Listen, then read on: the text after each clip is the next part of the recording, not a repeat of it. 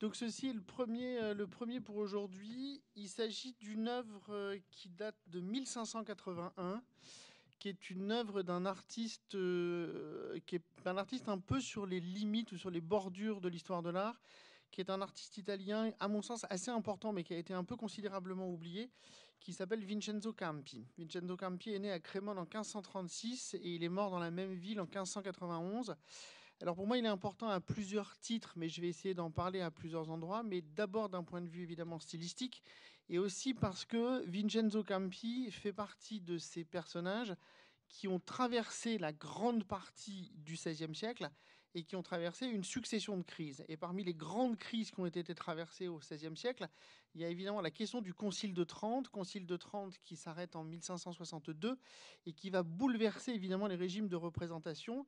Et parmi les bouleversements des régimes de représentation, le Concile de Trente va durcir un nombre de dispositifs extraordinairement forts, c'est-à-dire que ça va augmenter les niveaux de censure et les niveaux d'interdiction de dispositifs de représentation, et ça va bloquer d'une certaine manière un certain nombre de processus de commande, où ça va bloquer la manière avec laquelle les artistes sont en mesure de répondre à des commandes et de répondre à une production d'œuvres dans le cadre d'institutions.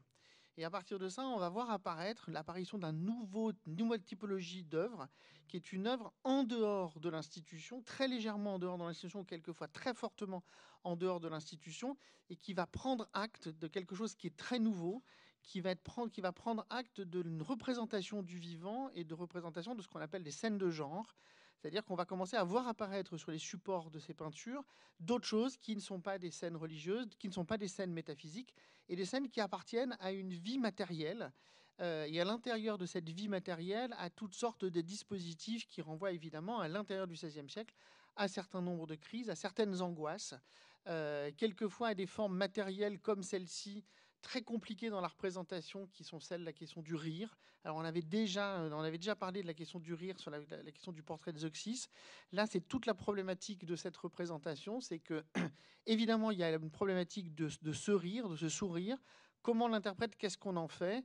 Et puis d'une représentation qui est compliquée, qui est évidemment la représentation évidemment de l'addiction et la représentation d'un état d'ivresse ou d'un état de crise lié à la question de cette ivresse, et qui est cet objet que vous avez devant les yeux.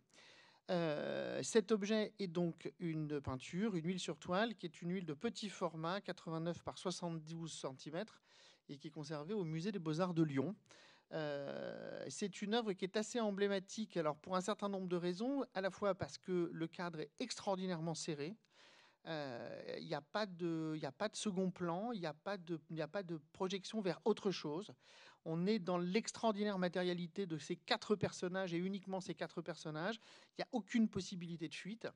Et puis, il y a évidemment cette chose qu'on remarque très rapidement, une fois qu'on s'est détaché du visage de ces personnages et qu'on a compris évidemment que chez le plus vieux est en train de rire. Alors, on en reparlera après pour essayer de comprendre. On voit évidemment en bas à gauche la ricotta démoulée, qui forme évidemment par anamorphose, qui forme une tête de mort et qui joue d'une espèce de figure de la vanité et du memento mori.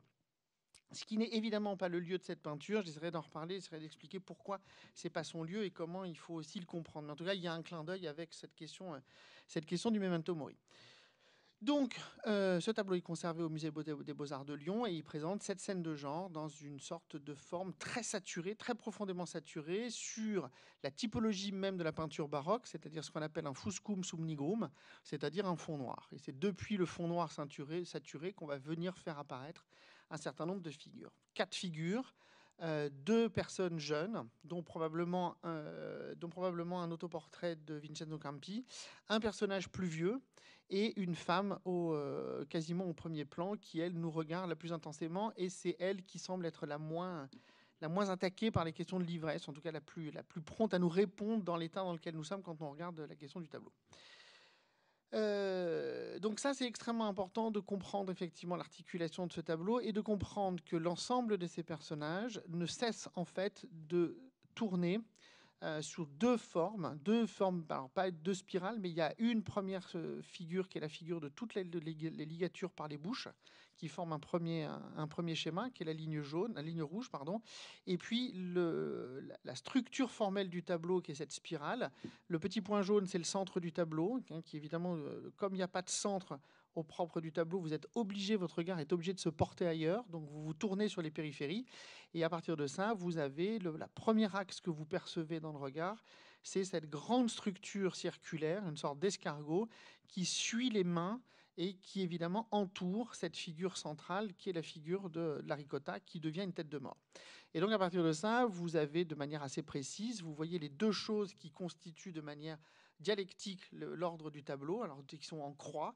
Vous avez d'abord d'un côté l'ivresse du personnage en rouge, qui est une ivresse qui est au bord d'un rapport d'extase ou au bord d'un rapport de narcose. De l'autre côté, vous avez une ivresse beaucoup plus souriante et beaucoup plus douce, qui est celle de la figure féminine.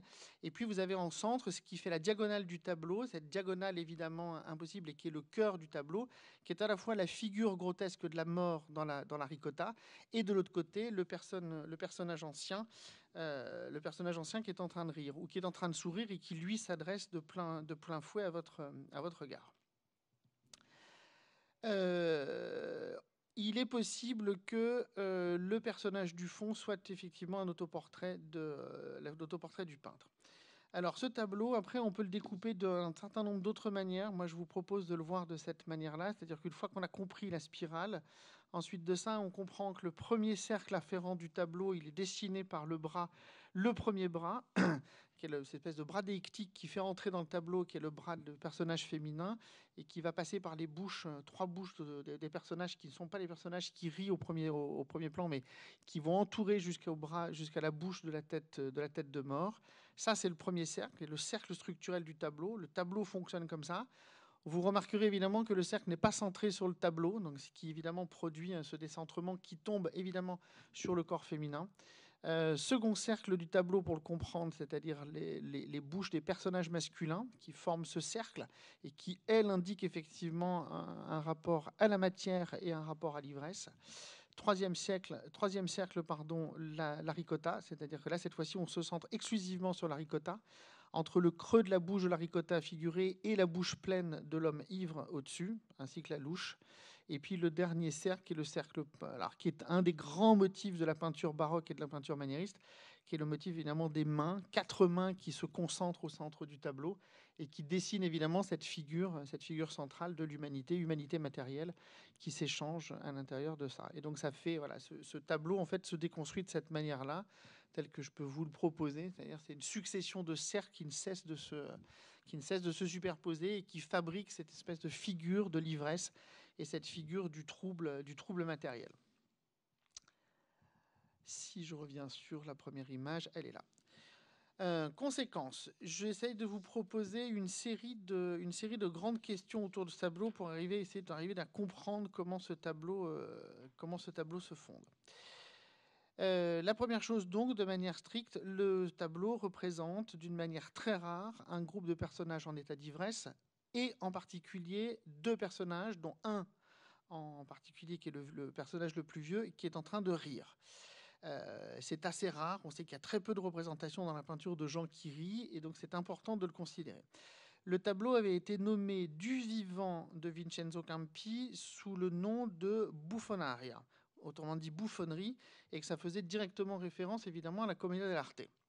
Après, le titre a été changé, pas de la volonté de Vincenzo Campi, et nous on le connaît sous le titre de I mangiatori di ricotta ou les mangeurs de ricotte. On estime, alors ça fait partie d'une des grandes traditions de l'art, on estime que le personnage le plus âgé, celui qui rit, serait une représentation, alors on l'estime déjà du vivant de Campi, puisque ça a été un truc qui a circulé à partir de Campi, on estime que le personnage plus âgé pourrait être une représentation de Démocrite d'Abdère.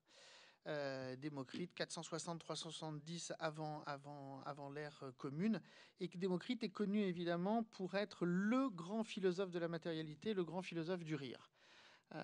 C'est cette figure évidemment contre les autres, contre Héraclite et contre les autres, contre Parménide qui sont des penseurs beaucoup plus sombres. Héraclite d'Abdère Démocrite d'Abdère, pardonnez-moi, était ce grand philosophe considéré comme étant le plus proche de la matérialité. Cette peinture pourrait donc être une représentation du rire, en plus d'être une représentation de l'ivresse, et donc en plus d'une représentation des grandes questions de la philosophie grecque, qui est la question de l'orexis, c'est-à-dire de la faim et du désir. Et serait représentée dans ce tableau extraordinairement serré, une sorte de variation infinie des formes du désir, des formes de l'ivresse et des formes du rire. Ce tableau pourrait aussi soutenir l'une des théories fondamentales de Démocrite, consistant à énoncer qu'une partie de notre connaissance provient de nos sensations. Ça, c'est le grand axe central de la pensée de Démocrite. La connaissance provient toujours des sensations avant de provenir d'autre chose. Tout ce qui est perçu est alors considéré comme vrai. C'est la sentence fondamentale de Démocrite et qui a été retenue comme ça, comme étant le centre de sa pensée. Et donc c'est a priori ce que pourrait être cette question du tableau. Donc ça, c'est ma première grande hypothèse. Deuxième hypothèse de ce tableau, c'est qu'on pourrait considérer qu'il représente ce qui est extrêmement rare dans l'histoire de la peinture, et ce à quoi moi je tiens particulièrement. Il représente des gens qui mangent sans aucune valeur symbolique ni métaphysique.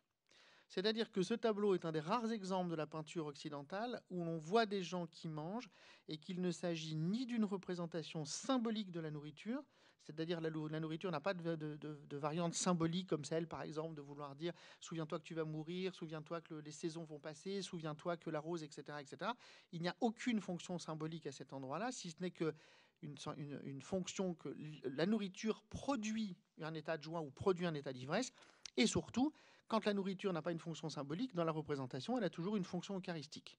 Là, elle n'a ni fonction symbolique, ni fonction eucharistique. On est de façon très rare devant l'image d'une peinture, enfin devant une peinture qui produit l'image de 4 personnes à 4 degrés différents d'ivresse, qui consomment quelque chose, soit pour atténuer leur ivresse, soit pour prolonger un état de joie ou un état d'extase. C'est très rare, c'est à mon sens, c'est une des très rares peintures qui représente cette question-là, et ce qui, à mon sens, est une des forces caractéristiques de cette peinture, et une grandeur de cette peinture.